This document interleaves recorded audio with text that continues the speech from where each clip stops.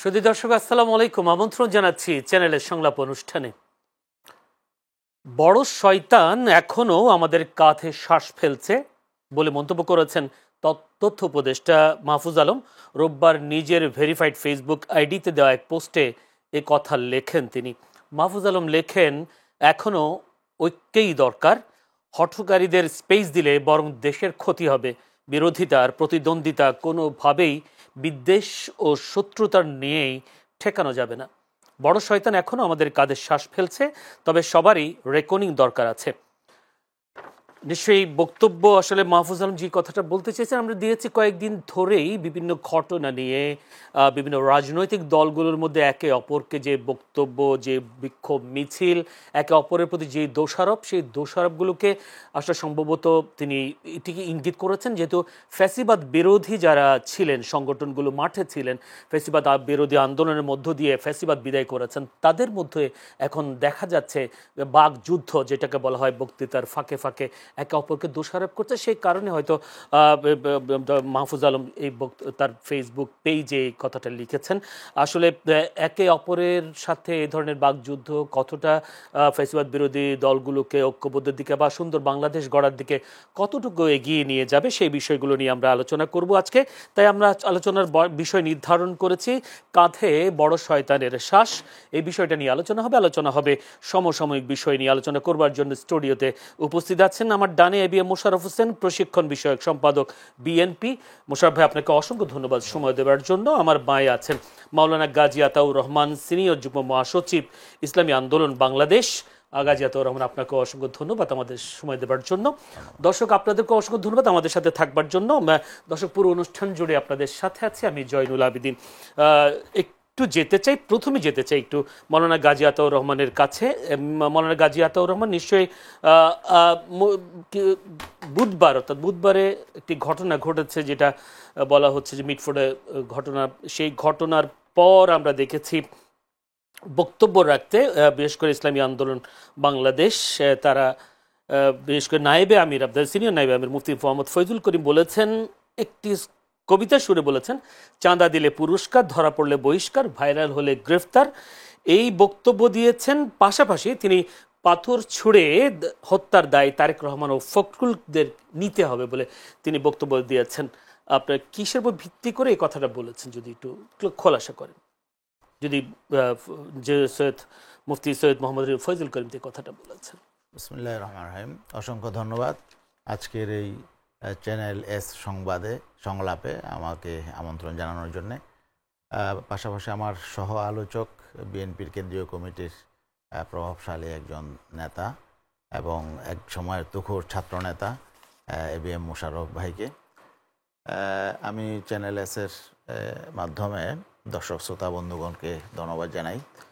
আসলে আজকের দিনটা আমাদের জন্য একটু ব্যতিক্রম, কারণ আজকে সারাদিন দেখলাম সারা বাংলাদেশে বিএনপি, ছাত্রদল এবং তাদের বিভিন্ন অঙ্গ সংগঠন সারা দেশে মোটামুটি মিছিল করেছে এবং আমাদের কাছে অবাক লাগলো তাদের মিছিলের যে ভাষা এবং তাদের যে অভিব্যক্তি, এটা আমাদেরকে বিস্মিত করেছে যে এই জুলাই অভ্যুত্থান পরবর্তী আমরা এ জাতীয় বিষয় প্রত্যাশা করি না এবং ঠিক ফেসিবাদীদের যেই ভাষা ছিল, যেই স্লোগান ছিল, যেই জাতীয় অভিব্যক্তি ছিল, যদি একটা বলতেন। না, যেমন আমি যদি বলি, আপনি হয়তো বিভিন্ন স্লোগানগুলো আপনারা হয়তো শুনেছেন, একটা একটা চরমায় দর, ধরে ধরে জবাই কর, তাই না, একটা দুইটা চরমায় দর, সকাল বিকাল নাস্তা কর, এই জাতীয় স্লোগান, যেগুলো আসলে এই জবাই করা, হত্যা করা এবং ধ্বংস করা, এগুলো কিন্তু সেই আওয়ামী ফেসিবাদীদের স্লোগান ছিল। এবং আপনাদের প্রতিবাদের স্লোগান কিনা, যেহেতু আপনারা বলেছেন চাঁদা দিলে পুরস্কার, ধরা পড়লে বহিষ্কার, ভাইরাল হলে গ্রেফতারি। আচ্ছা, এখানে কি কারোর নাম আছে? এই যে কথাটা আপনি বললেন, স্লোগানটা দিলেন চাঁদাবাজের বিরুদ্ধে। এখন এটা যদি কেউ না আমি বলি, ঠিক আছে, না ঠিক আছে, এই যে আপনি কথাগুলো বললেন, এই বিষয় এখানে কিন্তু কারো কোনো দলের নাম নাই, কোনো ব্যক্তির নাম নেই। এখন এই কথা কারো যদি গায়ে লাগে, বুঝতে হবে তারা ওই কাজগুলো করে। এখন এই দায়িত্ব কি বিএনপি নেবে? মানে যদি নেয় তাহলে তো আমাদের জন্য দুর্ভাগ্যের বিষয়। এখন চাঁদাবাজদের বিরুদ্ধে কথা বললে যদি বিএনপির গায়ে লাগে এবং তারাই যদি স্লোগান দেয় জবাই করবে এবং ধ্বংস করবে, তাহলে এটা এই বাংলাদেশ তো আমরা চাই নাই। আমরা জুলাই অভ্যুত্থানে আমাদের ছেলেরা, সন্তানরা, ছাত্র জনতা রক্ত দিয়েছে, তো এই বাংলাদেশের জন্য নয়। আমরা তো একটা ভালো বাংলাদেশ দেখতে চেয়েছিলাম। এখন আলামত কি দেখছি আমরা আজকের এই সারা বাংলাদেশের যেই অবস্থা দেখছি আমরা, এতে তো আমরা নতুন একটা ভয়াবহ চিত্র আমরা সামনে অনুমান করছি, যা সামনে হয়তো আরও ভয়াবহ অবস্থা দাঁড়াবে। এখানে প্রকাশ্যে এই ঢাকা মহানগর বিএনপির আহ্বায়ক, দক্ষিণের আহ্বায়ক মজনু, পুরা নামটা আমার এই মুহূর্তে মনে আসছে না, মোশাররফ বলতে পারবি, তিনি প্রকাশ্যে ঘোষণা দিয়ে বললেন যেখানেই চরমনাই থাকবে সেখানেই প্রতিহত করতে হবে এবং তাদেরকে শায়েস্তা করতে হবে। মানে প্রকাশ্যে তিনি ঘোষণা দিলেন। উনি তো একজন রেসপন্সিবল, দায়িত্বশীল। তিনি তার মতো দায়িত্বশীল এইভাবে ঘোষণা যদি দেয়, তাহলে অন্য নেতাকর্মীরা সারা দেশে তো এটা ইমপ্লিমেন্ট করার জন্য তারা আরও উগ্রতা প্রকাশ করবে। এবং জাতীয়তাবাদী ওলামা দলের সভাপতি সেলিম রাজা তিনি বললেন আওয়ামী লীগ তো পীর সাহেবের 2টা দাঁত ফেলেছে, আর 2টা দাঁত বিএনপি ফেলবে। তার মানে বুঝতেই পারছেন যে তারা কত মানে নেকেড ভাবে এই বিষয়গুলো সামনে নিয়ে এসেছে। হ্যাঁ, আমরা আমরা আমরা আমাদের দোষটা কি? আমরা চাঁদাবাজদের বিরুদ্ধে বা যারা বিভিন্ন রকম সন্ত্রাসী কর্মকাণ্ড করছে এই ব্যাপারে আমরা সবচেয়ে বেশি সোচ্চার, আমরা মাঠে সোচ্চার। এখন ঘটনা হলো তারেক রহমান এবং ফখরুলকে নিতে হবে, এই কথাও তো না, এটা আমার দল যদি কোনো অন্যায় করে, তখন আমার দলের কোনো কর্মী যদি এই অন্যায়ের সাথে জড়িত থাকে, তাহলে সেটার দায়িত্ব আমি এড়াতে পারবো না। এটা স্বাভাবিক, এড়াতে পারবো না, তো আমাকে নিতেই হবে যেভাবেই হোক। তো এখন বাকি তারা তো যেহেতু এই যে সব ঘটনা ঘটছে, সেই ঘটনার জন্য তারা বহিষ্কার করছেন, বহিষ্কার ছাড়া আসলে তাদের আর কি বা করার আছে? আচ্ছা, তাহলে বোঝা গেল তারা কিছুটা হলো দায় স্বীকার করে নিচ্ছে, তাই না? তা এটা তো তাহলে কথা বলাটা তো অযৌক্তিক না। যখন আপনি একটা ঘটনার জন্য আপনি কোনো ইনিশিয়েটিভ নিচ্ছেন, তাহলে বোঝা গেল আপনি সেটাকে, সেই ঘটনাটাকে দায় আপনি নিচ্ছেন, তাহলে এটা তো অন্যায় কিছু না বলাটা। যখন দায় নিচ্ছেনই, ভালোভাবেই নিতে হবে। শুধু বহিষ্কার করলে তো এগুলো, বহিষ্কার তো হচ্ছে। আমি গতকালকে একটা টকশোতে বলেছি যে আমাদের বিএনপির যুগ্ম মহাসচিব প্রিন্স ভাই বলেছেন এই পর্যন্ত নাকি তাদের 5ই আগস্টের পরে 7,000 নেতাকর্মী বহিষ্কার করেছেন। তো এই বহিষ্কারের ফায়দাটা কি হচ্ছে? একদিকে বহিষ্কার হচ্ছে, আরেকদিকে তো বিভিন্ন রকম অকারেন্স ঘটছে, অন্যায় ঘটছে, নিজেরা মারামারি করে খুনোখুনি হচ্ছে। তো এটা তো আমরা চাই না। আর আমরা রাজনৈতিক সংঘাত, সহিংসতা এবং প্রতিহিংসার রাজনীতি থেকে তো আমরা বেরিয়ে আসতে চাই। এখন চাঁদাবাজি তো হচ্ছে দেশে, এটা রিয়েলিটি। এখন এটার বিরুদ্ধে আমরা একটা রাজনৈতিক দল হিসাবে আমরা চুপ করে বসে থাকবো? এখন আমরা যদি বললে যদি কারো গায়ে লাগে, আর তখন যদি আমাদেরকে শায়েস্তা করার জন্য সারা দেশে মিছিল হয়, দাঁত আবার আওয়ামী লীগ 2টা ভাঙছে, তারাও যদি আরো 2টা ভাঙতে চায়, তা এটা আমরা এটার কিভাবে এটার প্রতিকার হবে বলেন? ধন্যবাদ, আপনার কাছে আসবো। আবার একটু যেতে চাই এবিএম মোশাররফ হোসেনের কাছে, প্রশিক্ষণ বিষয় সম্পাদক বিএনপি। মোশাররফ ভাই, যদি আমি আজকে তথ্য উপদেষ্টা যে বক্তব্যটা দিয়েছেন, কাঁধে বড় শয়তানের শ্বাস, অর্থাৎ আমরা সবাই একে অপরকে যে প্রতিদ্বন্দ্বিতা, সেই প্রতিদ্বন্দ্বিতাকে আমরা, তিনি বলছেন কোনো বিদ্বেষ ও শত্রুতার দিকে আমরা নিয়ে যাচ্ছি কিনা। যেহেতু আমাদের এখন ঐক্যই দরকার, ফেসিবাদ বিরোধীগুলো দলগুলো, কিন্তু আমরা একের পর এক বিভিন্ন রাজনৈতিক দলগুলো, যেহেতু আজকে উনি অভিযোগ করেছেন যে বিএনপি অভিযোগ করেছিল যে এতদিন ওই ঘটনা নিয়ে জামাত, এনসিপি, চরমোনাই তারা আপনাদেরকে একটা রাজনৈতিক হত্যাকাণ্ড বলে আপনাদেরকে উপর চাপিয়ে দিয়েছিল, আপনাদের উপর দোষারোপ করেছেন।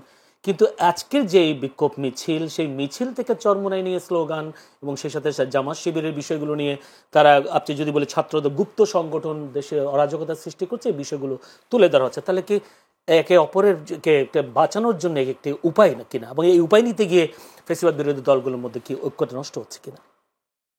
ধন্যবাদ আপনাকে, ধন্যবাদ আমাদের সহালোচক। না, আসলে যে কোনো রাজনৈতিক দলের একটা দায়িত্বশীল ভূমিকা পালন করা উচিত। আপনি দেখবেন 5ই আগস্টের পর বিএনপি অত্যন্ত দায়িত্বশীলতার সাথে আমরা মনে করি বাংলাদেশটাকে এগিয়ে নিয়ে যাচ্ছে এবং এই সরকারকে সর্বাত্মক সহযোগিতা করছে। এখানে মাওলানা আতাউর রহমান সাহেব আছেন। আপনি মিটপুরে একটি ঘটনা ঘটেছে, যে কোনো এই ধরনের যে কোনো হত্যাকাণ্ড পৈশাচিক নির্মম এটাকে কোনো বিবেকবান মানুষ সমর্থন করতে পারে না, সেটা যেই হোক, জি যেই রঙের হোক, যে কালারের হোক, যে আদর্শের লোক হোক না কেন। আপনাকে দেখতে হবে তারপর বিএনপির ভূমিকাটা কি। যখন সোশ্যাল মিডিয়া জিনিসটা এসেছে তাও 2 দিন কিন্তু পর, এবং নির্দিষ্ট কিছু আইডি থেকে, এটা কোনো সংবাদ মাধ্যমও ডেকে প্রকাশ করেনি অথবা এটা সরকারের কোনো এজেন্সিও প্রকাশ করেনি, এটা করেছে কিন্তু কয়েকটি আইডি থেকে।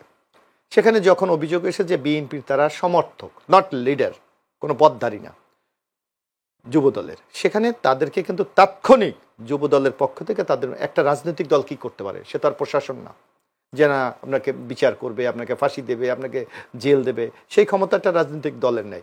রাজনৈতিক দল কি পারে, যাদের হাতে রাষ্ট্রের মেকানিজম আছে, যন্ত্র আছে, সেখানে অনুরোধ করা, তাদেরকে আবেদন করা যে এদের বিরুদ্ধে আপনি শাস্তিমূলক ব্যবস্থা নেন। আপনি দেখবেন জাতীয়তাবাদী যুবদল তাদেরকে বহিষ্কার করেছে, শুধু তাই না, এবং সাথে সাথে আইন শৃঙ্খলা রক্ষাকারী বাইরে বলেছে এরা যেই হোক না কেন এই পিশাচদেরকে গ্রেপ্তার করে শাস্তি ব্যবস্থা নেওয়া হোক। আমি একটু বলি, আমি বলি ঘটনা এখানে শেষ না, তারপর দেখবেন এইটা কিন্তু বিএনপির রোল, এবং আমার মনে হয় যে কোনো সচেতন মানুষ এই ভূমিকাটাকে সমর্থন করবে। কিন্তু সংকটটা অন্য জায়গায়। আজকে এই রাজনৈতিক যে একটি চমৎকার সৌহার্দ্যপূর্ণ একটি সম্পর্ক, কোন কোন মহল এই সম্প্রীতিটাকে খুব পরিকল্পিতভাবে প্ল্যান ওয়াইজ এইটাকে নষ্ট করার জন্য কিন্তু নানা ষড়যন্ত্র করছে। যেখানে এখানে গাজী ভাই আছে, এখানে ওনারা বলতে পারতো যে যারাই এইটা হত্যাকাণ্ডের সাথে জড়িত তার মধ্যে ব্যবহার, বিন্দু যদি না নিত তাহলে আপনি বেমিনকে ব্লেম দিতে পারতেন। অথচ কি বলেছে, এর দায়িত্ব তারেক রহমান এবং ফখরুলকে নিতে হবে। কেন উনি বলতে দলের প্রধান হিসেবে দায়িত্ব, দলের আপনি বাইরে নাম বলছে, সে বলতে পারতো বিএনপির নিতে হবে। অর্থাৎ একটা নির্দিষ্ট ব্যক্তি লিডারকে টার্গেট করা হচ্ছে। অর্থাৎ 5 তারিখের পর আপনি বাংলাদেশের যে কোনো মানুষের কাছে জিজ্ঞেস করবেন, তারেক রহমানের ইতিবাচক এই যে ভূমিকা, এটা সারা বাংলাদেশে প্রশংসিত হয়েছে, এবং একটা খুব পরিপক্ক নেতৃত্ব দেওয়ার মাধ্যমে সে যে দলটাকে বা দেশটাকে এই জায়গায় নিয়ে এসেছে, এটা আপনি যে কোনো মানুষকে আপনি দেখবেন। আপনি গাজী ভাইকে আমরা পার্সোনাল জিজ্ঞেস করেন, সেও সম্মান করবে যে এটা মানে ট্রিমেন্ডাস রোল প্লে করেছে তারেক রহমান। তাহলে হোয়াই আপনি 11 মাস পর হঠাৎ তারেক রহমানকে, ফখরুলকে দায়ী করবেন কেন? এই যে সংগতি নষ্টর ভূমিকাটাকে, যে কোনো দলে বহু আদর্শের লোক থাকে, সবার মানে আন্ডারস্ট্যান্ডিং এক না, সবার কন্ট্রোলিং ক্ষমতা এক না, সবার আবেগ অনুভূতি এক না। কোনো নেতাকর্মীর সংক্ষুব্ধ হতেই পারে, যার কারণে আজকে হয়তো এর পাল্টা একটা বক্তব্য দিয়ে দিয়েছে। কারণ আমরা তো বলি নাই যে চরমনাইয়ের পীর সাহেব এর জন্য দায়ী, আমরা কোথাও বলেছি? বরং আপনি দেখবেন এখানে আতর রহমান সাহেব যখন আওয়ামী লীগের আমলে তারা সিটি কর্পোরেশন ইলেকশন করে, তাদের নায়েবে আমিরের উপর যখন প্রার্থী তার উপর হামলা হয়েছে, আপনি সব মিডিয়ায় খুঁজেন, বিএনপি কিন্তু তীব্র নিন্দা করে। আজকে যে আপনার দায়িত্ব কি, মানে যদি বলি দায় চাপানো এবং একটি দলকে স্লোগান দেয়া, আপনি কি বলছেন যে আসলে বিভিন্ন রাজনৈতিক দল, জয়নাল ভাই এখানে আপনাকে একটু দেখতে হবে, আপনাকে যদি আমরা একটু ওনার বক্তব্যটা স্লোগান দেওয়া হয়েছে, এইটা তো আমি বললাম এটা কে দিয়েছে, আপনার কি আপনাদের মিছিল থেকে দিয়েছে? মিছিলে নানা ধরনের লোক থাকে, আপনার ইমোশনাল লোক থাকে। আমি বললাম যে অনেকটা দলের প্রতি আপনি অনেকে দেখবেন, আপনি এই যে আওয়ামী লীগের আমলে আপনি দেখছেন যে আমাদের পার্টি অফিসে যেতে পারে না, তারপরও গিয়ে কিন্তু বক্তৃতা দিয়ে গ্রেপ্তার হয়েছে, তার আবেগটা ওই জায়গায়। তো এখানে আপনি দেখবেন সুপরিকল্পিতভাবে আমরা কি চাচ্ছি, বাংলাদেশটাকে গণতন্ত্র উত্তরণের জন্য সামনে এগিয়ে নিয়ে যাওয়ার জন্য। কারণ আমাদের দেশের বহু সংকট আছে, এই সংকট নট অনলি ইন্টারন্যাশনাল কনস্পিরেসি আছে, পার্শ্ববর্তী একটি দেশ যে কোনোভাবে বাংলাদেশকে অস্থিতিশীল অবস্থা করে রাখতে চায়। সুতরাং এটার জন্য কি দরকার, আমাদের মধ্যে একটা ইউনিটি দরকার, ঐক্য দরকার। ছাত্রদলের বক্তব্যটা কিভাবে দেখবেন? ছাত্রদল আজকে মিছিল করলো, তারা বলছে গুপ্ত সংগঠন মব সৃষ্টির মাধ্যমে শিক্ষাঙ্গনের স্বাভাবিক পরিবেশ বিঘ্নিত করছে এবং সারা দেশে আইন শৃঙ্খলা পরিস্থিতিকে অবনতির দিকে ঠেলে দিচ্ছে। এই ঘটনাগুলো গুপ্ত সংগঠন যদি আমি ধরি, তা ছাত্রদল সবসময় শিবিরের কথা বলেছে, তাহলে এই শিবিরকে দায় দেওয়ার কারণটা কি? আপনাকে দেখতে হবে এখানে তো পরিকল্পিতভাবে দায়িত্বে একজন দায়িত্বশীল সংগঠন থেকে এই বক্তব্যটা দেওয়া উচিত না। এখন আপনাকে দেখতে হবে যে তারা কি বক্তব্যগুলো রাখে।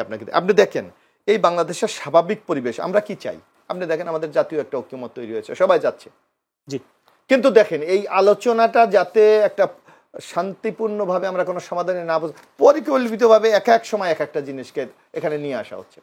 আমরা কি চেয়েছিলাম, বাংলাদেশটাকে এই আন্দোলনটা হয়েছিল কি একটা বৈষম্যের বিরুদ্ধে, গণতন্ত্রের উত্তরণের জন্য।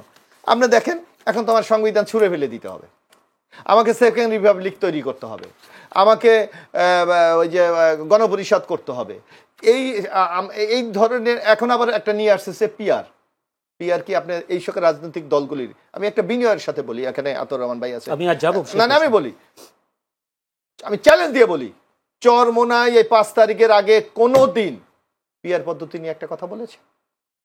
তাহলে এদের কাদের বয়ান? এটা হলো এখন বাংলাদেশে আগামী নির্বাচনটা যাতে সঠিকভাবে না হয়, বানচাল করা, বাংলা বানচাল করা, এটাকে নিয়ে যাওয়া, দেশটাকে একটা ঝুঁকির মধ্যে ফেলে দেওয়া। মাহফুজ ওই কথাটাই বলতে, মাহফুজ আলম যেটা তথ্যবোধ উনি এই কথাটাই বুঝতে পেরেছে যে আজকে রাজনৈতিক বিভক্তি, আজকে এই যে নানা ষড়যন্ত্র, এটা দেশটাকে এমন একটা জায়গায় নিয়ে যাবে যে পরাজিত শক্তি একটা সুযোগ পাবে এখানে, এবং তৃতীয় শক্তি আপনি মনে করেন তারা কি উৎপত্তি বসে আছে না? এখনো তো আমরা শুনি বিরাজনীতিকরণ করা। আজকে মির্জা ফখরুল ইসলাম আলমগীর যেহেতু মহাসচিব, বিএনপি মহাসচিব, তিনি বলেছেন এই মিরপুর হত্যাকাণ্ডে প্রত্যক্ষ সংশ্লিষ্টতা বা উপস্থিতি প্রমাণ না থাকা সত্ত্বেও ঘটনার সাথে জড়িত বলে যাদের নাম থানায় অভিযোগ দায়ের করা হয়েছে তাদের বিরুদ্ধে দলীয় শৃঙ্খলার আলোকে আজীবন বহিষ্কারের মতো সর্বোচ্চ সাংগঠনিক ব্যবস্থা গ্রহণ করা হয়েছে। আমার প্রশ্ন, তারা যদি জড়িতই না থাকে তাদেরকে বহিষ্কার করাটা অবিচার হলো না? অবিচার রাজনীতিতে আপনার একটা পারসেপশন বলে একটি কথা আছে, কারণ অনেক সময় আপনি দেখবেন একটা যে কোনো একটা মামলা হলো, মামলা হলে প্রথম কি এটাকে অভিযোগটা দায়ের কথা, যাতে আইনের প্রক্রিয়াটা শুরু করা যায়। এখন আপনি দেখেন বিচারে অনেকে তো নিরাপদ বলে খালাস পেয়ে যায়, অনেকের শাস্তি হয় অথবা অনেকটা। সুতরাং যে কোনো প্রক্রিয়া আজকে যদি বিএনপি এই সাংগঠনিক ব্যবস্থা গ্রহণ না করতেন তাইলে বলতো বিএনপির মদতে এই হত্যাকাণ্ডটা ঘটেছে। এইটা আমি মনে করি আইনকে সহায়তা করা, একটা দল যে একটা আইনের শাসনে বিশ্বাস করে তারই একটি, সেক্ষেত্রে বিএনপির কর্মীর উপর অবিচার হতে পারে। এটা অনেক ক্ষেত্রে হয়, অনেক ক্ষেত্রে হয়। কারণ বিএনপি তদন্ত না করে বিএনপি না, আপনি বিএনপি বলেন না, এখানে যে কোনো একটা আপনি নরমাল একটা কেস ধরেন, মার্ডার কেস ধরেন, যে বিচার করা হয় তাৎক্ষণিকভাবে সে অপরাধী বা না অপরাধী এটা কিন্তু দেখা হয় না। আপনি তাকে যদি এফআইআর এর নাম থাকে তাকে গ্রেফতার করে দীর্ঘদিন জেলে রাখা হয়, এটা কি তার উপর অত্যাচার নির্বাচন? এই যে আমাদের আমলে আওয়ামী লীগের এই যে 15.5 বছর, আমি নিজে প্রায় 5 মাস জেল কেটেছি, অথচ একটা মামলার সাথে আমরা ধরে নিয়ে যে কোনো মামলায় আমাদেরকে ঢুকিয়ে দেওয়া হচ্ছে। আপনি এটা কি বলবেন? এটাকে নিয়ে বিচার? এই 16 বছর তো এগুলো ছিলই না, না এটা কি আমছে? তো সুতরাং এখন আপনাকে এই ফেসিবাদকে তাড়িয়ে আপনারা কেন আবার ফেসিবাদকে আনার চেষ্টা করছেন? আমরা করছি বিভিন্ন দলগুলো এভাবে কোনো মহল, কারণ তারা দেখছে যে আগামী নির্বাচনে বিজয়ী হওয়ার তাদের কোনো সম্ভাবনা নেই। তারা মনে করছে যতদিন এই ইউনূস সরকারকে রেখে, কারণ কারো প্রশাসন বিভিন্ন ক্ষেত্রে তাদের লোক এমন ভাবে সেট করা হয়েছে, তারা মনে করছে ওইটার চেয়ে এইটাই ভালো, যতদিন থাকে। ধন্যবাদ আপনাকে। আমি একটু আবার যেতে চাই গাজী আতাউর রহমান ভাইয়ের কাছে। গাজী আতাউর রহমান, বিএনপি মহাসচিব মির্জা ফখরুল ইসলাম আলমগীর বলেছেন যারা মিটফোর্ডের ঘটনায় তারেক রহমানের চরিত্র হননের চেষ্টা করছেন, তার বিরুদ্ধে অপপ্রচার চালাচ্ছেন, তারা গণতন্ত্রের শত্রু। অর্থাৎ আপনারাই তো তারেক রহমান এবং ফখরুলের দায় নিয়ে দায়ের কথা বলছেন, তারা বলছেন এটা অপপ্রচার চালাচ্ছেন, আপনারা এখন কি তাহলে গণতন্ত্র শত্রু হয়ে গেলেন কিনা? আর একটা অভিযোগ, আপনারা পিআর পদ্ধতি দাবি করে আপনার নির্বাচনকে বানচাল করবার চেষ্টা করছেন। এখানে আসলে মোশাররফ ভাইও বলছেন যে তারেক রহমানের বিরুদ্ধে ব্যক্তি হিসাবে তো আমাদের কোনো অভিযোগ নেই, বা ব্যক্তি হিসাবে তারেক রহমানকে আমরা একজন মরহুম প্রেসিডেন্ট জিয়াউর রহমানের সন্তান এবং বারবার প্রধানমন্ত্রী ছিলেন বেগম খালেদা জিয়ার সন্তান, আমরা তো ব্যক্তি হিসাবে তারেক রহমানকে দেখব না। তারেক রহমান বাংলাদেশে এখন সবচেয়ে বড় দলের তিনি এখন লিড দিচ্ছেন, অতএব এখানে আর মির্জা ফখরুল ব্যক্তি হিসাবে আমরা দেখব না। এখন বিএনপি যদি ভালো করে এটার জন্য তারেক রহমান কিন্তু বাহবা পাবেন, প্রশংসিত হবেন, এটা স্বাভাবিক। আর মোশাররফ ভাইয়েরা যদি খারাপ করেন বা এদের মধ্যে যদি কোনো খারাপ বিষয় আসে, এটার জন্য কিন্তু বদনামের ভাগিটা কিন্তু বড় একটা, মানে সুনামের ভাগ যেমন তারেক রহমান নিবেন, তেমন বদনামের কিন্তু তারেক রহমানকে নিতে হবে, এটাই স্বাভাবিক।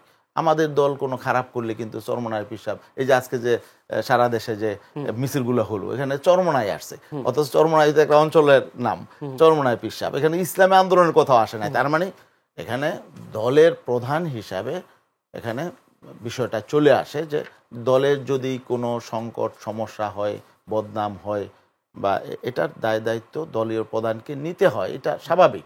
ব্যক্তি হিসাবে তারেক রহমানকে কেউ আঘাত করছে বলে আমার মনে হয় না। ব্যক্তি হিসাবে কেন আঘাত করবেন, তাই না? তারেক রহমান তো এখন দেশেও নাই, তিনি দেশের বাইরে, এবং দীর্ঘদিন একটু বাইকে আমি একটু সহায়তা করি।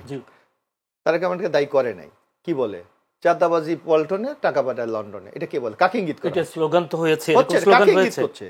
এবং দায়িত্বশীল রাজনৈতিক নেতারা ভাই, এখানে আরো অশালীন স্লোগান এবং এটা শুধু না, ইসলামী আন্দোলনের শীর্ষ নেতারাই বক্তব্য দিচ্ছে। আমি বলি মোশাররফ ভাই, আপনি হয়তো বিষয়টা ওইভাবে রিয়ালাইজ করেন নাই যে এই বক্তব্যটা কিভাবে এসেছে। আমাদের নায়েবে আমির বলছেন যে দেখেন, তারেক রহমান সাহেবকে ইঙ্গিত করে বলেছেন যে আপনি আপনার দলকে, দলের চাঁদাবাজদেরকে আপনি নিয়ন্ত্রণ করেন, সামলান, আর নয়তো কিন্তু মাঠে কিন্তু এই জাতীয় স্লোগান মানুষ দিচ্ছে।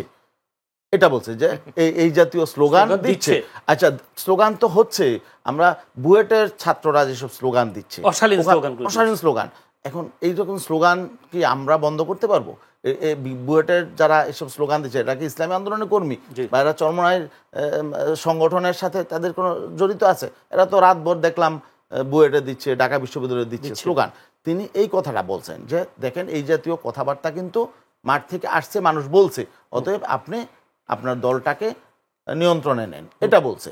এটা বলতেই পারেন, তাই না? আরেকটা বিষয় হলো মোশাররফ ভাই একটা কথা বলেছেন না, পিআর এর বিষয়টা একটু বিরতির পরে আপনাকে আবার সময় দিব। দর্শক, ছোট্ট একটা বিরতি নিতে হচ্ছে, আমাদের সঙ্গে থাকবেন।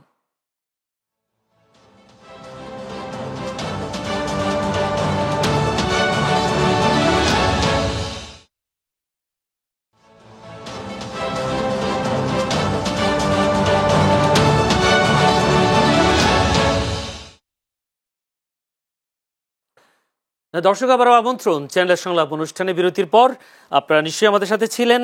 আমাদের সাথে এবিএম মোশাররফ হোসেন, প্রশিক্ষণ বিষয়ক সম্পাদক বিএনপি, আছেন মাওলানা গাজী আতাউর রহমান, সিনিয়র যুগ্ম মহাসচিব, ইসলামী আন্দোলন বাংলাদেশ। বিরতির আগে একটি প্রশ্ন ছড়ে গিয়েছিলাম গাজী আতাউর রহমানের কাছে, সেই প্রশ্ন উত্তরে আবার যাচ্ছি। যেহেতু অভিযোগ ছিল পিআর পদ্ধতি নির্বাচন চাই, আসলে যারা নির্বাচনকে বানচাল করতে চাই, মোশাররফ ভাই এখন বলেছে, আবার তাদের বিএনপি স্থায়ী কমিটির সদস্য বলেছে যারা পিআর নির্বাচনের কথা বলে তাদের ভোট নেই, নির্বাচন হলে তাদের জামানত বাজেয়াপ্ত হবে। উনি বলেছেন যে এখন সরকারের অবস্থা আপনারা ভালো আছেন, সেই জন্য পিআর পদ্ধতি দিয়ে নির্বাচনকে বানচাল করবার চেষ্টা করছেন। হ্যাঁ, প্রথমত মোশাররফ ভাই যে কথা বলছেন, 5ই আগস্টের আগে ইসলামী আন্দোলন বাংলাদেশ নাকি পিআর এর কথা উচ্চারণও করে নাই। এটা আসলে ওনার বলবো দুঃখজনকভাবে ওনার অজ্ঞতার কারণে উনি এটা বলেছেন। আমরা কিন্তু পিআরের কথা নতুন বলি নাই। 2008 সালের থেকে আমরা পিআরের কথা বলে আসছি। 2008 সালে 111-এর সরকারের উপদেষ্টারা যখন আমাদেরকে ডাকলেন সংলাপে, তখন আমরা বলেছি যে বাংলাদেশে যে বড় একটা সংকট নির্বাচন কেন্দ্রিক তৈরি হয়, এ থেকে বেরিয়ে আসার জন্য একটা পদ্ধতি হলো, যেটা এখন গোটা দুনিয়ায় জনপ্রিয় পদ্ধতি, পিআর, প্রপোর্শনাল রিপ্রেজেন্টেশন সিস্টেমের নির্বাচন। আমরা তখন বলেছি এবং লিখিত আমরা সেটা জানিয়েছি তখন, এখনও রেকর্ড হয়তো আছে। এবং রেডিও টিভিতে যখন আমাদের নেতা বক্তব্য দিলেন চরমনাই পীর সাহেব, সেখানে আমরা নির্বাচনী ইশতেহারে আমরা সেখানে বিস্তারিতভাবে এই সংখ্যানুপাতিক পদ্ধতি নির্বাচনের কথা বলেছি, এখন সেটা আছে। 2014-র এই সংকটের সময় আমরা পিআরের কথা বলেছি। 2018-র নির্বাচনের সময় আমরা কিন্তু এই নির্বাচনী ইশতেহারেও আমরা এই পিআরের কথা বলেছি। অতএব পিআর আমরা হঠাৎ 5 তারিখের পরে বলেছি, এই বিষয়টা আদৌ সত্য নয়, এটা একটা বিভ্রান্তিকর কথা। আর পিআর যে শুধু আমরা চাচ্ছি তা তো না, কমিউনিস্ট পার্টি, সিপিবি কিন্তু আমাদেরও আগে থেকে পিআর চাচ্ছে, 90-এর দশক থেকে তারা পিআর চাচ্ছে, জামাতে ইসলামও চাচ্ছে, এবং তার 2005 সালে এই পিআরের ব্যাপারে গোলাম আজম সাহেব তিনি বই লিখেছেন। অতএব পিআরের বিষয়টা এখন উনি যেটা বললেন মোশাররফ ভাই, যা নির্বাচন বানচালের জন্য, আসলে আমরা পিআরটা কেন চাচ্ছি? এই বিগত দিনে বাংলাদেশে বিগত 53 বছরে যে নির্বাচনগুলো হলো, এই যত সংকট কিন্তু মূলত নির্বাচন পদ্ধতিকে নিয়েই, তাই না? বারবার আমরা বিপর্যয়কর অবস্থা দেখেছি। সব দলের প্রতিনিধিত্ব হিসেবে চাচ্ছেন। এখন ওনারা যদি বলেন যাদের ভোট নাই তারা পিআর চায়, তো সমস্যা কি? আপনাদের তো ভোট আছে, তো ভোট থাকলে তো আপনার যে কোনো পদ্ধতি নির্বাচনে আপনাদের সমস্যা হওয়ার কথা না, তাই না? তা আমরা ভোট নাই, পিআর আমরা ভোট পাবো না, পার্লামেন্ট আমাদের আসন থাকবে না, সমস্যা নাই তো কোনো। আপনাদের ভোট আছে, আপনারা 90% ভোট পাইয়া পার্লামেন্টে যাবেন, সমস্যা তো কিছু নাই। এখন বাকি হলো এটা নির্বাচন বানচালের জন্য আমরা এটা চাচ্ছি, এটা কেন? এটা অভিযোগ, মানে এটা একমাত্র আসলে পুরাতন বন্দোবস্ত থেকে ওনারা ফিরে আসতে চায়, আবার আগের রাজনীতি, এই যে কালো টাকা পেশি শক্তি নির্ভর রাজনীতি, এটা ওনারা আসলে টিকিয়ে রাখতে চায়। পার্লামেন্টে ভালো মানুষ, সৎ মানুষ যাক, এবং পার্লামেন্টটা সত্যিকার অর্থে ইনক্লুসিভ হোক, এটা যারা চায় না তারা মূলত আমরা মনে করি পিআরের বিপক্ষে ধন্যবাদ। যারা মোশাররফ ভাই, অশালীন যে স্লোগানগুলো আমরা দেখলাম বিশেষ করে তারেক রহমানকে নিয়ে, এবং সেই সাথে যদি বললেন আরো কয়েকটা অশালীন স্লোগান, এই স্লোগান দেওয়ার কারণ কি দায়ীকে আপনি বিএনপিকেও নিতে হবে কিনা, ছাত্রদলকেও নিতে হবে কিনা? যদি আপনি গত 13 জুলাই জগন্নাথ বিশ্ববিদ্যালয়ের ম্যানেজমেন্ট স্টাডিজ বিভাগে 2 শিক্ষক ও 3 শিক্ষার্থীর উপর ছাত্রদলের হামলার প্রতিবাদে ভিসি ভবন ঘেরাও করে বিক্ষোভ করেছে ওই বিভাগের শিক্ষার্থীরা, এবং সেই সাথে চট্টগ্রাম বিশ্ববিদ্যালয়ে আমরা দেখেছি প্রেমের প্রস্তাবে অসম্মতি জানানোর কারণে চট্টগ্রাম বিশ্ববিদ্যালয়ের শাখা ছাত্র দলের এক কর্মীর বিরুদ্ধে যৌন হয়রানি ও ধর্ষণ চেষ্টার অভিযোগ উঠেছে। এরকম চট্টগ্রাম বিশ্ববিদ্যালয়ে একটা চাঁদার দাবিতে যদি বহিষ্কার হয়েছে, যদিও এইসব ঘটনাগুলো আসলে মানুষ কি খেপে যাচ্ছে কিনা ছাত্রদল? আমি আপনাকে একটা কথা বলি, আমরা কি চাই, সঠিক তথ্যটা আসুক, গণমাধ্যমে বলেন, রাজনৈতিক ময়দানে রাজনৈতিক দলগুলো। আপনি যে দুইটি এক্সাম্পল কথা বললেন, আমি সম্প্রতি আমি আপনাকে উদাহরণ দিয়ে বলি। আমি তো মনে করি আপনিও একটি নিরপেক্ষতার ক্ষেত্রে খুব স্পষ্ট ভূমিকা নিতে পারেন নাই, মানে আমার কথা বলছি। আমি আপনাকে দায়ী করছি। কারণটা কি?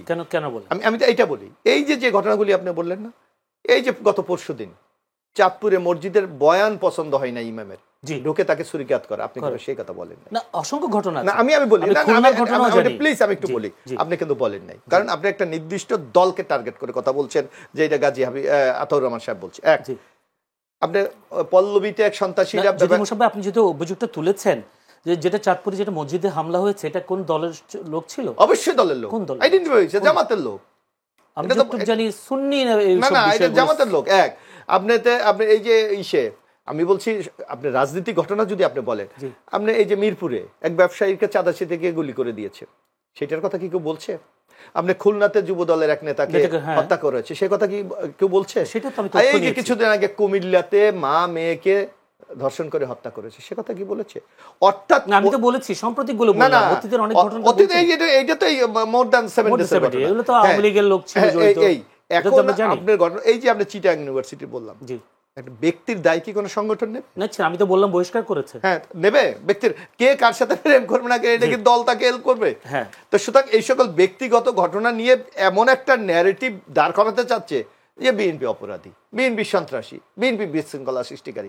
অথচ আপনি দেখেন একটা মাত্র অনলি সংগঠন আমি যা এখন পর্যন্ত দেখছি, এই যে যারা জুলাই অভ্যুত্থানে আহত হয়েছে, নিহত হয়েছে, বিএনপি প্রতিদিন দেখেন তাদের বাড়িতে ছুটে যাচ্ছে, তাদেরকে সহায়তা করছে, তাদেরকে চাকরির ব্যবস্থা করে দিচ্ছে, তাদেরকে কর্মসংস্থান কিভাবে করা, সে এই ইতিবাচক প্রচারণা কিন্তু কোথাও নাই। এক, গণমাধ্যমে আছে আর খুব কম। বরং একটা নেগেটিভ দাঁড় করানো হচ্ছে যে বিএনপি যেন সব করছে। আমি এখন ভাইয়ের কথা একটু বলি। আতাউর রহমান ভাই বলছে একটা কথা, যে পিআর পদ্ধতি আমাদের দেশ, এই দেশকে আমরা এখনো কিন্তু আপনার স্বয়ংসম্পূর্ণ আমরা হতে পারিনি। শিক্ষা বলেন, সচেতনতা বলেন, কর্মসংস্থানে বলেন, আমাদের দারিদ্রতা বলেন, বেকারত্ব বলেন, আমরা অনেক সংকটে আছি। যার জন্য আমাদের মানুষ কিন্তু আমাদের ন্যাচারাল যে একটা কালচারাল অ্যাটিটিউড, আমাদের নেতাকে, এটাকে আমরা দেখতে চাই। পিআর পদ্ধতি আমার কে নেতা হবে আমি কি জানবো? কে এমপি? আমি কেউ কোনো ব্যক্তিকে ভোট দিতে পারবে না, ভোট দেবে দলকে। অর্থাৎ কে আমার নেতা এটা আমি জানি না, আর তারও কোনো দায়বদ্ধতা সমাজে নাই। দল যদি মনে করেন ধরেন বাড়ি যেখানে সিট, ধরেন তার বাড়ি যদি বরিশাল হয়, রংপুরের লোককে বরিশাল দেবে, তার দায়বদ্ধতা কি ওখানে থাকবে? সে কি জনগণের প্রতি কারণ সে তো দল তাকে নমিনেশন দিয়েছে, দল তাকে, সুতরাং সে দায়বদ্ধতা দলের উপর থাকবে। সুতরাং আমাদের দেশের এখনো আপনি দেখবেন, আমরা যারা এখনো, অতীতে এইসব ঘটনা ঘটেছে তো, আওয়ামী লীগ আমলে আমরা দেখেছি খাটাজারির লোককে চকরিয়াতে গিয়ে এমপি বানাতে। এর জন্যই তো এই সরকার পালিয়েছে। এই যে আজকে আওয়ামী লীগের মতো একটা সংগঠন পালিয়ে যেতে হয়েছে তার নেত্রীকে সহ, এই ধরনের জনবিচ্ছিন্ন সিদ্ধান্ত দেওয়ার কারণে। বরং আমি বলি পিআর পদ্ধতি অন্যতম একটা জনবিচ্ছিন্ন একটা প্রস্তাবনা। এক, এখানে আরেকটি গভীর ষড়যন্ত্র আছে। এই যে আমরা বলি, এই যে আপনার মাহবুজ বলেছে কি দীর্ঘশ্বাস, কাঁধে বড় শয়তানের দীর্ঘশ্বাস। এই যে আমরা বলতে চাই না কেউ কারোর সাথে আঘাত করেছে, কোনো কারণে যদি আপনি হাইপোথেটিক্যালি ধরে নেন যে আওয়ামী লীগ ইলেকশন করতে পারলো, একেবারে মিনিমাম কম হলেও 20% তারা ভোট পাবে। 20% হলে যে আওয়ামী লীগ এখন সরাসরি নির্বাচনে একটা সিট পাবে কিনা সন্দেহ আছে। এই যদি 20% ভোট পায় ইন্টু 3, 60টা সিট অটো তারা পেয়ে যাবে।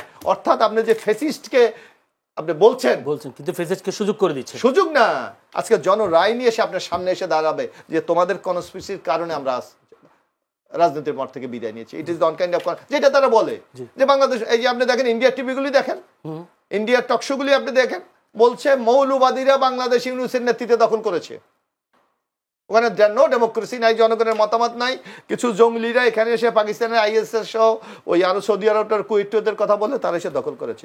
অর্থাৎ এই যে বাংলাদেশ বিরোধী একটা প্রচারণা, এই পিআর এর মাধ্যমে সেই প্রচারণাকে আমরা মনে করি উৎসাহিত করা হচ্ছে। এই জায়গা থেকে যদি আমরা বেরিয়ে না আসতে পারি, তাহলে এই ফেসিস্টকে যে আমরা বিতাড়িত করেছি, আজকে 2000 লোক আজকে শহীদ হয়েছে, এদের আত্মার সাথে চরম বেইমানি করা হচ্ছে। যদি গাজী আতাউর রহমান আরেকটি অভিযোগ, চরম বেইমানি করা হচ্ছে 2000 যারা শহীদ হয়েছেন তাদের সাথে পিআর পদ্ধতির নির্বাচন আপনারা দাবি করার কারণে বিশেষ করে ওনারা বিএনপির অনেক আগে থেকে অভিযোগ যে আপনার ফ্যাসিস্টকে সংসদে আনবার জন্য এই পিআর পদ্ধতিটা চাচ্ছেন, যে পিআর পদ্ধতির মাধ্যমে ফ্যাসিস্ট সংসদে ঢোকার সুযোগ পায়। বাংলাদেশে যাতে ফ্যাসিজম চিরতরে বিলুপ্ত হয়, এই জন্য আমরা পিআর পদ্ধতির কথা বলে আসছি। আমি তো বললাম নতুন না, 2008 সালে যদি পিআর হতো, আওয়ামী লীগের মতো আমি আসছি ভাইয়ের কথায় আসছি, অবশ্যই আমরা ডায়লগ করবো, এগুলো নিয়ে আলোচনা করব, কোনটায় ফ্যাসিজম পুনর্বাসিত হয়, কোনটায় ফ্যাসিজম ধ্বংস হয়, এটা আমরা দেখব, আলোচনা করব, অবশ্যই করব। 8 সালে যদি পিআর হতো তাহলে কিন্তু আওয়ামী লীগ এইভাবে ফ্যাসিবাদী শাসন কায়েম করতে পারে না, একদলীয় সংসদ হয় না। এবং 18 যদি হতো এটা, তাহলেই কিন্তু দেখা যেত একটা ব্যালেন্সিভ সংসদ হতো, পার্লামেন্ট হতো। তো আজকে মোশাররফ ভাই যে কথা বলছেন যে আওয়ামী লীগ এখানে আসার তো সুযোগ নাই এখন এই নির্বাচনে, যেহেতু এখনো পর্যন্ত আমরা জানি আওয়ামী লীগ নিষিদ্ধ, এবং এখন আসেন স্বতন্ত্র প্রার্থী এখন দিতে পারবে না, এখন বর্তমান পদ্ধতিতে বরং তাদের পুনর্বাসিত হওয়ার সুযোগ আছে, কারণ তাদের হাতে কালো টাকা আছে, পেশি শক্তি আছে, এবং তারা যে দুর্নীতি করে যেসব টাকা পয়সা করেছে সব আছে, এবং তাদের অলিগার যারা আছে ব্যবসায়ী এখন কিন্তু আছে। আমাদের তো আশঙ্কা আগামী নির্বাচন যদি বর্তমান এই পদ্ধতিতে হয়, তাহলে তারা এই সমস্ত অলিগারদেরকে অলিগাররা ইনভেস্ট করবে নির্বাচনে, এবং পেশি শক্তি কালো টাকা ব্যবহার করে তারা বরং পার্লামেন্টে পুনর্বাসিত হবে।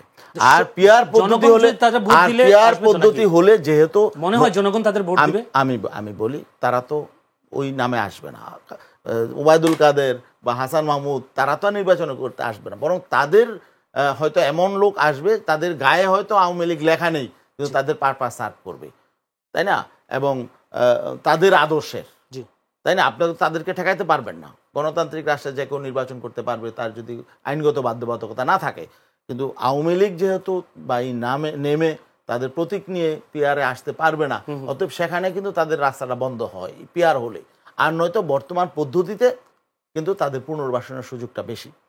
অতএব মোশাররফ ভাইদেরকে বলবো যে আমরা পিআর চেয়েছি নির্বাচন বন্ধ করার জন্য নয়, আমরা পিআর চেয়েছি হলো ফেসিজম বন্ধ করার জন্যে, এবং কর্তৃত্ববাদী শাসন, স্বৈর শাসন যাতে অতীতে যেমন এসেছে সামনে কোনোদিন আসতে না পারে এজন্যে, এবং ভালো মানুষ যাতে পার্লামেন্টে যেতে পারে। আর এখানে পিআরের অনেক পদ্ধতি আছে। মোশাররফ ভাই আমি বলবো উনি যেহেতু প্রশিক্ষণ বিভাগের দায়িত্বে আছেন, আপনারা স্টাডি করেন, গোটা দুনিয়ায় এখন কিন্তু অধিকাংশ রাষ্ট্র পিআরের আপনি জানেন না, এখানে এখানে এখানে 100 মোশাররফ ভাই আমি চ্যালেঞ্জ দিলাম 170টা রাষ্ট্রে বর্তমান বিশ্বে আছে। আরে আপনি তো মিডল ইস্টে তো কোনো ডেমোক্রেসিতে নাই নাই, সেই জায়গায় নির্বাচন নাই, সেখানে তো প্রশ্ন নাই। আফ্রিকাতে অনেক দেশে না নির্বাচন, যেই দেশে নাই সেটা 170টা রাষ্ট্রে নির্বাচন হয় জাতিসংঘভুক্ত, এর মধ্যে 91 রাষ্ট্রে পিআর সিস্টেম হয়, তার মানে 54% রাষ্ট্রে পিআর সিস্টেমে নির্বাচন হয়, 40% রাষ্ট্রে হয় বর্তমান এই আঞ্চলিক সংখ্যাগরিষ্ঠতার ভিত্তিতে, 6% রাষ্ট্র হয় মিক্স পদ্ধতিতে। অতএব এখন আধুনিক বিশ্বের মানে যেটা সবচেয়ে বেশি যেটা কার্যকর গণতান্ত্রিক পদ্ধতি কার্যকর, এবং সেখানে শতভাগ ভোটারের ভোট মূল্যায়িত হয় পিআর পদ্ধতিতে। এই জন্য কিন্তু দেখা গেছে এখন পিআরটা সবচেয়ে বেশি জনপ্রিয়, এবং আমি তো বললাম আগামী 2-3 দশকে গোটা ওয়ার্ল্ড পিআর পদ্ধতিতে চলে আসবে। কাজী আতাউর রহমান, আপনাকে বিএনপির সাথে আমরা দেখেছি সৈয়দ মোহাম্মদ রেজাউল করিম আপনাদের যিনি প্রধান, তার সাথে বৈঠক হয়েছিল জানুয়ারিতে। এমন কি হলো হঠাৎ করে আপনারা বিএনপির পেছনে বিভিন্ন ধরনের স্লোগান দেওয়া শুরু করেছেন? বিএনপির সাথে আসা আপনাদের দ্বন্দ্ব কোথায়? যে আপনারা যদি বলি 8 জুলাই বিএনপি আওয়ামী লীগ 2 সাপের 1 বিষ, ইসলামী আন্দোলন বাংলাদেশ নায়েবে আপনি মুফতি সৈয়দ মোহাম্মদ ফয়জুল করিম, যদি বলি যদি এক এক দল অপর দলকে আক্রমণ প্রথম তো আপনারাই শুরু করেছেন। না না না, এখানে এর আগে কি তারা এই ধরনের বক্তব্য বলি, দিয়েছে বিএনপি? আমাদের ফখরুল ইসলাম সাহেব বিএনপি সম্মানিত মহাসচিব, তিনি আমাদের অফিসে এসেছিলেন। আমরা উভয় পক্ষ মিলে একটা সমঝোতা চুক্তি করেছি, 10 দফা একটা সমঝোতা হয়েছে। সেখানে একটা ছিল যে আমরা ফেসিবাদ বিরোধী এক দল আরেক দলকে আক্রমণ করে কথা বলবো না। সেখানে কিন্তু সর্বপ্রথম কথা বলেছিল বিএনপির মির্জা আব্বাস। তিনি আমাদেরকে তুচ্ছতাচ্ছিল্য করে বিভিন্নভাবে পিয়ার নেয়া তুচ্ছতাচ্ছিল্য করতে গিয়ে আমাদেরকে বললেন যে তারা নির্বাচন বানচাল চায়, নির্বাচন চায় না। হ্যাঁ, আমাদের আমাদের তো দাবি থাকবেই, কারণ আমরা আলাদা দল, আলাদা দৃষ্টিভঙ্গি তো থাকবেই। আমরা এখন যেহেতু রাষ্ট্র সংস্কারের একটা চমৎকার সুযোগ এসেছে, তো এখন আমরা মনে করছি যে রাষ্ট্র সংস্কারের সবচাইতে বড় জায়গা হলো নির্বাচন পদ্ধতি সংস্কার। অতীতে এই নির্বাচন পদ্ধতির মধ্য দিয়ে এই রাজনীতি কলুষিত হয়েছে, রাষ্ট্র দুর্নীতিগ্রস্ত হয়েছে, এবং পার্লামেন্টে বিভিন্ন দৈত্য দানব, কালো টাকার মালিক এবং পেশি শক্তি যাদের আছে তারা পার্লামেন্টে গেছে। পার্লামেন্টে যারা বাংলা ঠিক মতো পড়তে পারে না এরাও পার্লামেন্টে গেছে, তাই না? এই জন্য আমরা বলেছি যে এখানে সংস্কারের বড় জায়গা হলো নির্বাচন পদ্ধতির সংস্কার। এটা আমরা বলেছি, আমরা তো বলতেই পারি, আমরা এটা বলতে পারি না এটা কি অন্যায়? এই জন্য কি আমরা নির্বাচন বানচালের চক্রান্ত করেছি? এখন তারপরে থেকে তাদের সিনিয়র নেতারা দেখেন, এই যে বিএনপির সালাউদ্দিন আহমেদ, উনি একজন সিনিয়র নেতা এবং তিনি একজন কি বলে এটাকে মেধাবী নেতা, এবং জনাব তারেক জিয়া সবচেয়ে আমরা মনে করি যে উনি বিশ্বস্ত। তিনি কি বললেন, চরের দলও এখন পিয়ার পদ্ধতির নির্বাচন চায়, তারাও বিএনপির বিরুদ্ধে আছে। চরের দল বলে উনি কটাক্ষ করতে পারেন? হ্যাঁ, এটা পারেন না। এখন আপনি শুধু বলবেন যে আমরা কেন বিএনপি, আমরা দুর্নীতির বিরুদ্ধে এবং চাঁদাবাজির বিরুদ্ধে কথা বলেছি। এটা যদি আমি যদি ভবিষ্যতে আসন ভাগাভাগি নিয়ে জোট করে বিএনপির সাথে, আপনারা যাবেন তো নাকি? এটা ভবিষ্যতে কি হয় সেটা ভবিষ্যৎ বলে। না, আপনাদের সাথে জামায়াতের আমরা জোট দেখছি, সম্ভবত আপনাদের সরওয়ার্দী যে সমাবেশ, সেখানে আমরা দেখেছি জামায়াতের সাথে জোট হতে। না না, জামায়াতের সাথে বক্তব্য একই বক্তব্য, জোটের কথা বলি না, একই বক্তব্য। কিন্তু একসময় জামাতের সাথে তো আপনাদের বেশ দ্বন্দ্ব ছিল, তাদের আদর্শ আকিদা যদি তাও যদি বলি, মুফতি সৈয়দ মোহাম্মদ ফয়জুল করিম তিনি বলেছেন ইসলাম ধ্বংসের জন্য জামায়াত যথেষ্ট, ক্ষমতা এলে জামায়াত তাদের আকিদা চাপিয়ে দিতে পারে, শঙ্কা প্রকাশ করেছেন। বেয়াদব, বেআমল ও উচ্ছৃঙ্খলে তিনটির সমন্বয়ে শিবির। কিন্তু সেই দলের সাথে কি আপনারা তারা এখন যুক্ত হলেন বা একসাথে একই কথা আন্দোলন করছেন, তাহলে কি আপনাদের সেই যে আগের যে বক্তব্য, সেই বক্তব্যকে আপনারা প্রত্যাহার করবেন কিনা? না, ঠিক আছে। এখানে আসলে জামায়াতে ইসলামী, বাংলাদেশ জামায়াতে ইসলামী তারা একটা রাজনৈতিক দল এবং তারা ইসলামকে অবলম্বন করে ইসলামী রাজনীতি করে। ইসলামী আন্দোলন বাংলাদেশের আলাদা রাজনৈতিক দল। দুইটা দলের মধ্যে তো কিছু পার্থক্য আছে, এই জন্যই তো দুইটা দল। দুইটা দলের যদি একই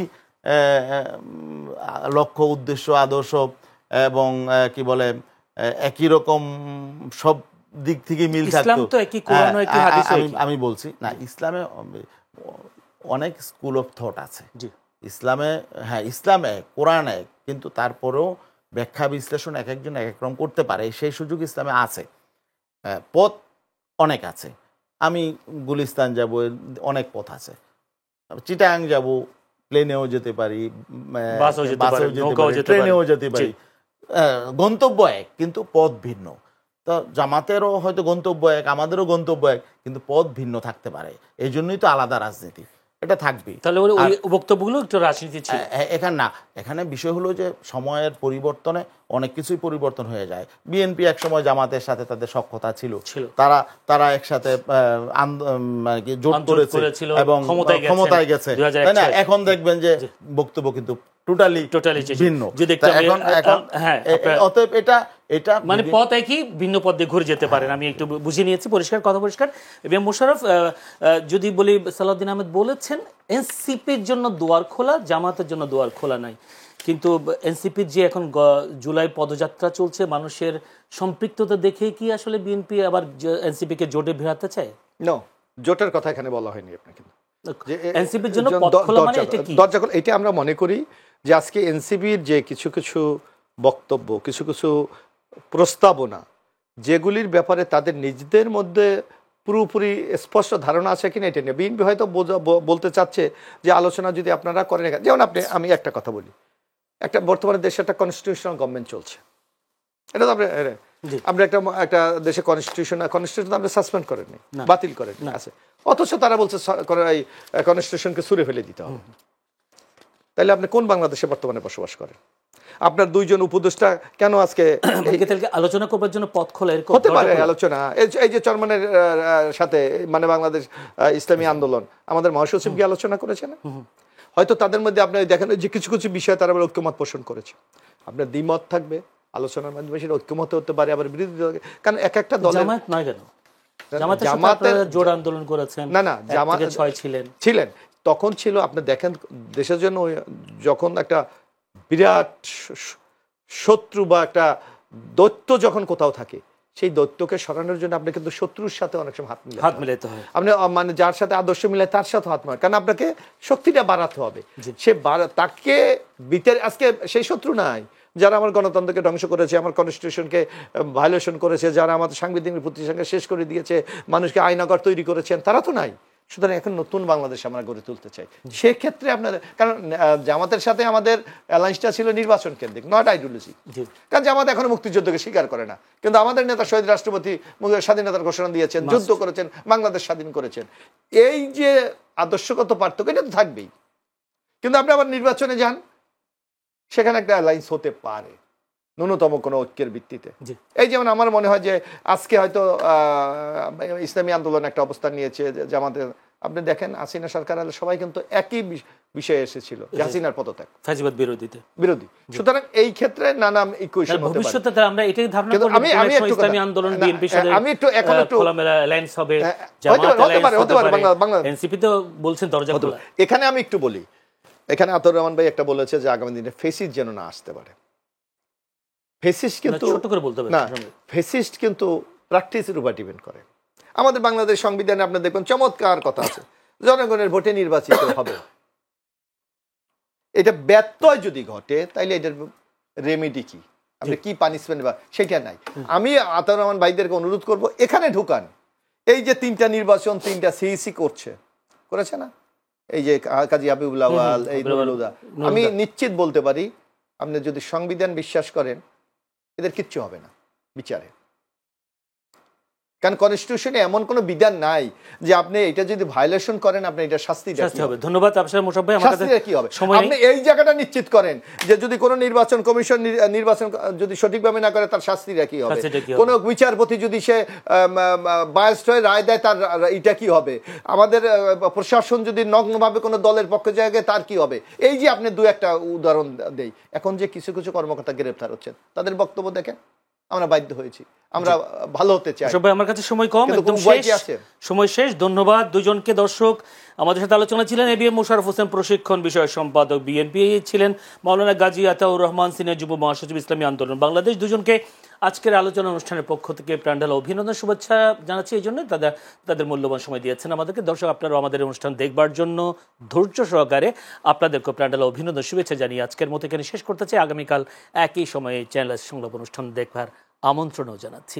ভালো থাকবেন, সুস্থ থাকবেন, আল্লাহ হাফিজ।